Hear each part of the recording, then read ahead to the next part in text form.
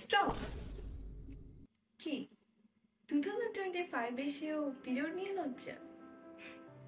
তাহলে চলো আজকে আমি তোমাদের সঙ্গে আমার ফার্স্ট পিরিয়ডের এক্সপিরিয়েন্স শেয়ার করব। সালটা ছিল 2015। তখন আমি পড়ি ক্লাস 5, পিএসসি পরীক্ষা দিচ্ছি।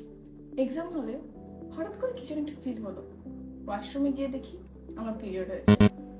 লাইফের ফার্স্ট পিরিয়ড, তাও আবার এক্সাম হলে। বুঝতেছো?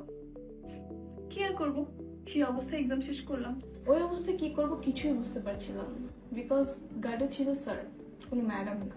তারপর এক্সাম শেষ করে আম্মুকে গিয়ে বললাম, কিন্তু আমার আম্মু ছিলেন একটু ব্যাকডেটেড।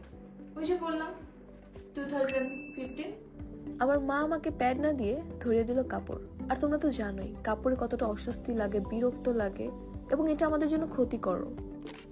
বাট এখন কিন্তু জেনারেশন অনেক বেশি আপডেট, কারণ এখনকার মেয়েরা জানে কোনটা রাইট আর কোনটা কমফোর্টেবল।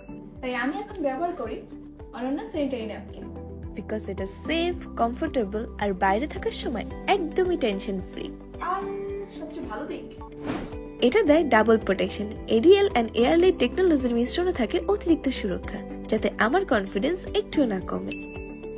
তো যাদের এখনো পিরিয়ড শুরু হয়নি কিংবা হয়েছে, তারা কি কোনো দ্বিধায় আছো?